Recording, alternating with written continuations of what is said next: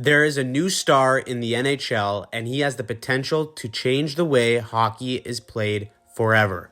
That star is Cale Makar. Over the years, there has been multiple D-men that have changed the way the position has been played, like Bobby Orr, Paul Coffey, Nicklas Lindstrom, Erik Karlsson, and now Cale Makar. There's two ways Cale Makar is changing the game for defensemen. First is his transition game, and second is his creativity on the blue line, but we'll get into that later in the video. In the modern NHL, teams prioritize possession and transition players.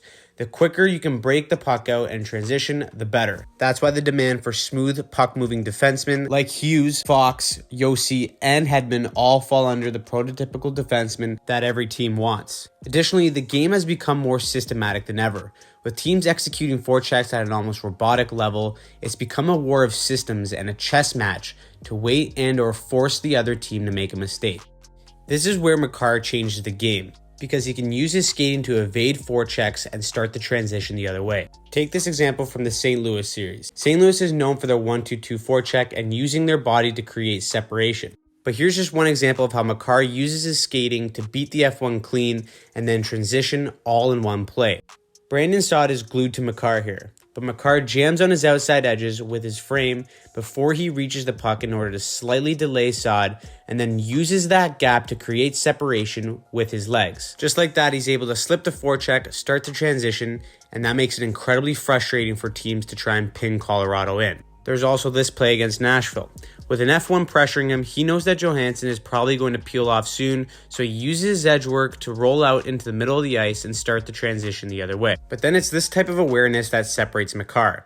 See, with that one move, he notices that the F1 and F2 are now trailing behind him, so he could pass this puck up, but instead he attacks the middle of the ice with his speed and instantly creates a rush chance for Colorado. Because the league is so fast, the NHL is won and lost on the rush, so teams that can activate their D on the rush automatically give themselves a number advantage when entering the other team's blue line. And this is one reason why Makar is changing the game for defensemen. Because as these organizations see how Makar is able to dismantle a forecheck or create a transition the other way with his skating, the demand for that type of player only becomes more and more relevant. And because he's such a good skater, he's able to quickly step up in plays and cut off lead passes, probably better than most defensemen because he has the speed to anticipate it. Then you have the fun stuff. The stuff that we see highlights of Cale Makar doing. And while guys like Hughes and Fox are good enough skaters to pull this off, no one does it more consistently and as well as Cale Makar does on the blue line.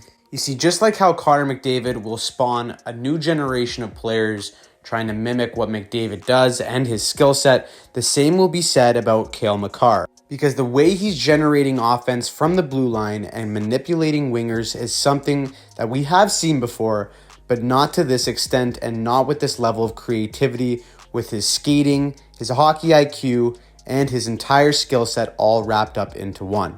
You see, teams love to collapse into the middle of the ice to take away high danger shots in the slot and really protect their goalie by blocking shots. And so while a lot of teams use this defensive zone strategy, it leaves the points open. And so when a player like Cale Makar has the puck, it causes wingers to panic and pressure almost instantly, since they don't want to give a player like Makar all that space. But you see, Makar's skating ability allows him to just easily shift through and manipulate these defenders to the point where it almost looks like he's toying with them.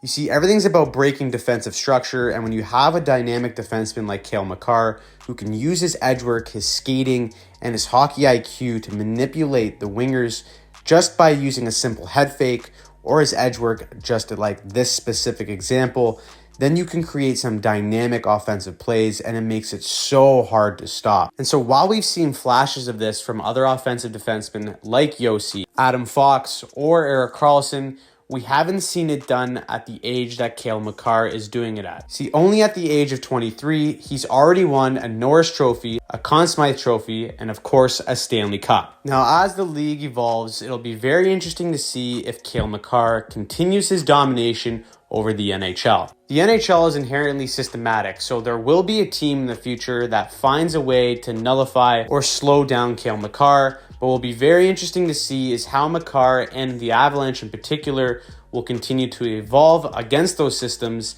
and maximize his strengths to continue to influence and dominate the game. So I hope you guys enjoyed the video. I want to know what you think. Do you believe Cale Makar will be the best defenseman ever to play in the NHL. Make sure you leave a comment down below so that you have the chance to be featured in our next video. This week's featured comment goes to Clay M, who says, as a Leaf fan, I'm fairly confident to inform you the title of laughing stock of the NHL goes to the Leafs. Honestly, Clay, as a fellow Leaf fan, I can't argue with you one bit there. So before we end the video, I also want to thank this week's sponsor, Hockey Helps the Homeless. If you don't know what Hockey Helps the Homeless is all about, they're a great organization that hosts hockey tournaments all across Canada to raise awareness and combat homelessness. Have another tournament coming up this month on October 28th in Waterloo. If you want to learn how you can be involved or donate, I'll leave those links down below so you can check them out. As always, guys, if you enjoyed this video, make sure you like and subscribe, turn on notifications. The channel's been growing very quickly recently, and it's all because of you, so thank you for subscribing. If you're a new subscriber, welcome aboard. We're going to be posting content every single week. I want to thank you all for watching, and we'll see you soon.